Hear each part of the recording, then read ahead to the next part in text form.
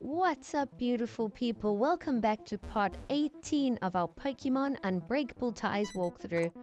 In the previous video, we caught some awesome Pokemon, we explored Celestial Tower, made our way all the way to the top, and ended up meeting the next gym leader who actually works for the royal family. And we ended up battling Luvia at the top for one crazy battle. So if you haven't watched that episode, go back and give it a watch. And in today's episode, we're going to be taking on the next gym leader. His name is Zurvan. So that's what we're doing right now. It is a bit of a maze. There's a bit of a puzzle to get through in order to reach him. So there are a couple doors that you have to choose which one to enter.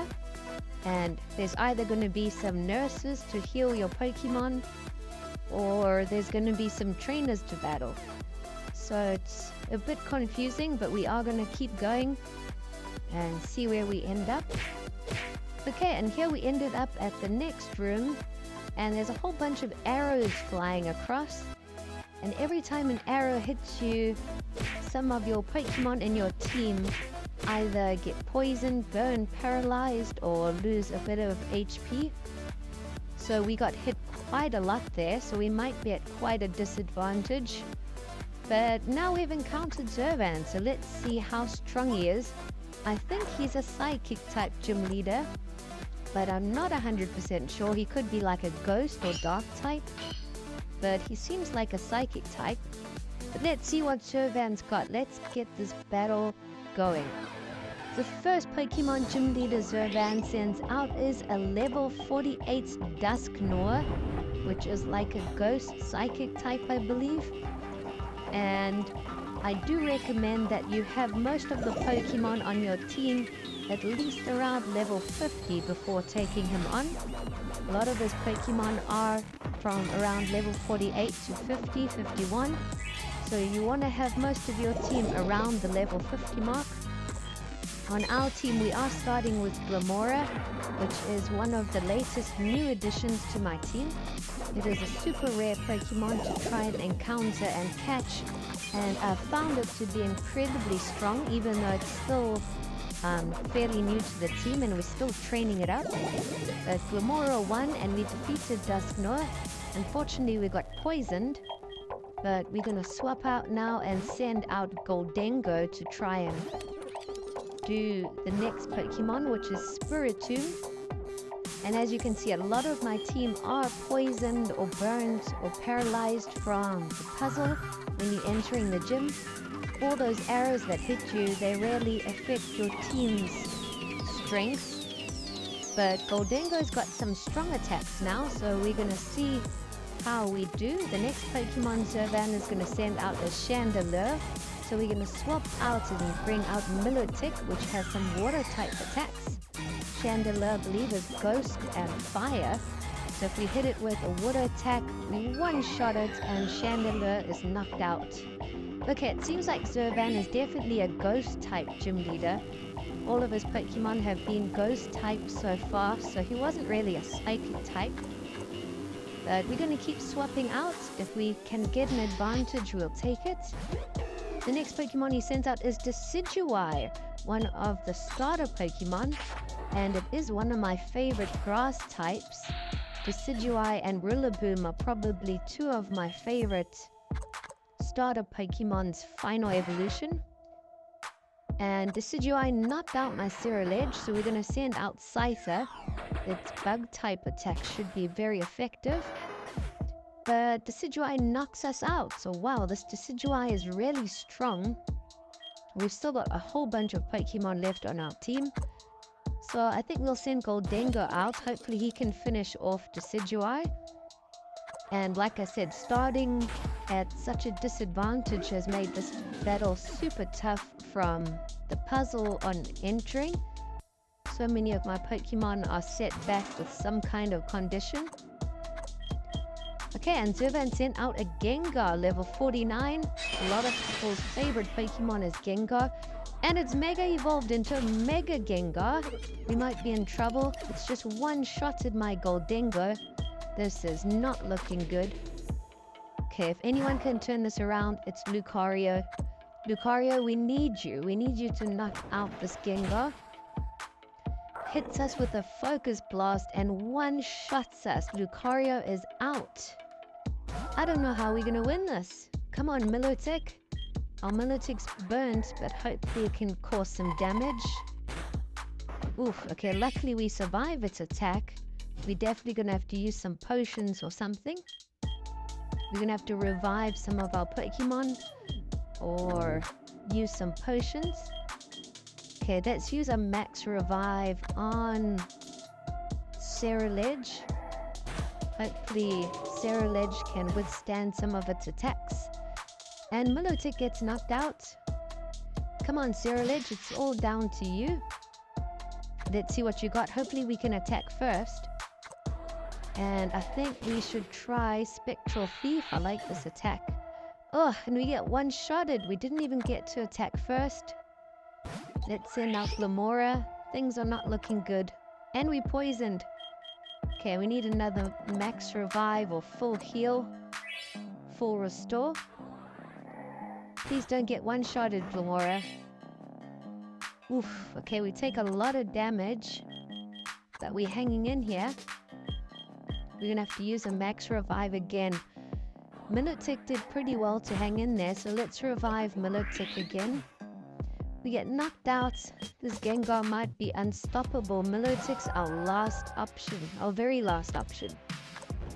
Come on, Milotic, you can do it. We get hit with a Focus Blast. We take quite a bit of damage, but we hit it with a Surf.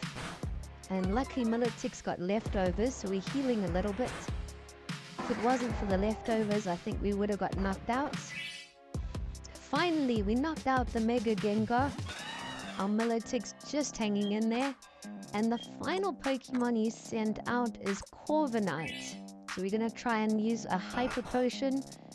And hopefully Milotic can take out Corviknight. It is 2 levels lower than ours. So that could help. We're going to hit it with the Ice Beam. I know Ice-type attacks are quite effective on Flying-type Pokemon. And the leftovers is definitely playing in our favor. At least we can heal up at the end of every turn. It looks like Corviknight's attacks are not too effective on Milotic. It looks like we might have this one under the belt, but it's definitely been the toughest one yet. I probably could have trained my team up a little bit more if each Pokemon had another level or 2 higher. I think it would have been a lot easier. But we defeated Zurvan, and he's pretty shocked because he's supposed to be like a psychic that can see the future, and he saw himself winning. But we got the Destiny badge, so that's awesome. I think that is our 5th gym badge. I might be mistaken. We also got a really cool TM.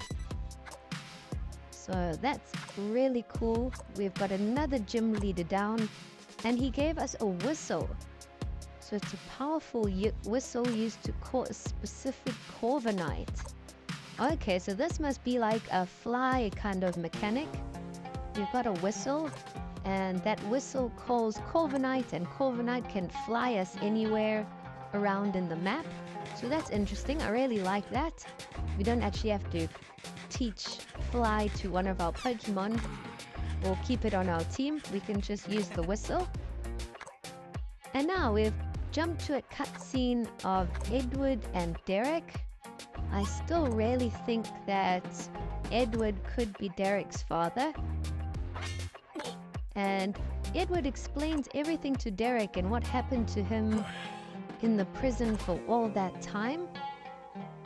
So Edward says that Darek and his friends, including us, have been through a lot. We've had to battle a ton of people, and the royal family has really been problematic. But now we've jumped to a cutscene on the TV. There's an advertisement with Mr. Agapito, and it looks like they're pretty angry that we broke out of there. And it's also Chief Brenda. and they're offering the public 1 million Poké for any information about Darek. And they say his alias is Blade. Don't know where they got that from. But that's not good for Darek. It looks like this has been shared on national TV, and a lot of people are going to want 1 million Poké. So a lot of people are going to be after him. And Darek says, Blade? What the hell? That's the first response he gives. He says they must be mocking him. But Darek's probably going to have to try going to hiding or something. It's not good that they've shared a picture of him all over TV. And they also announced that they're going to be executing Commander Vesta at the Royal Palace. So it looks like they definitely want to go there and see if this is actually going to happen and if they can try and stop it or help her in any way, because remember, she did help us in the end. So Darek is still here and he's taken Ditto to help rescue the professor still. It looks like even with the threat and the announcement on TV, it's still not stopping Darek. And he's continuing his mission to try and save the professor. And Eda and Rodolfo are still riding Latias. So it looks like they're also on their mission. But they are getting a bit tired of the long flight. It seems Rodolfo is getting extremely restless. And he says he actually needs to pee. So I just said we can't really stop now. Can't he hold it a little bit longer? And Rodolfo says he can't stop. So he starts peeing off of Latias. What the heck is Rodolfo doing? He even peed on a few Pokemon. And now some Pharaoh are attacking him. They're attacking us. Hey birds, this isn't a Caterpie. Put that thing away already, Rodolfo. Okay, so Rodolfo must have peed on these Pokemon. He's made them really upset. And the Pharaoh were going after his Caterpie. So wow, what a crazy flight it looks like. Latias has also gotten injured from all of those Pharaoh. And they're crashing here in the jungle, where they can have a bit of a rest. But her wing is very damaged. And looks like Rodolfo is finishing off his business. He can now pee in peace. But shame, Latias is not looking good. Doesn't look like she can fly. They're gonna have to get some medicine or something for her. So they're gonna have to do some exploring in the jungle. And it looks like now we can actually play as Eda, which is really cool. We got to play as Darek, now we can play as Eda. It's gonna be super fun to try out some of her Pokemon in her team. But we're gonna end things off here. Thanks for watching.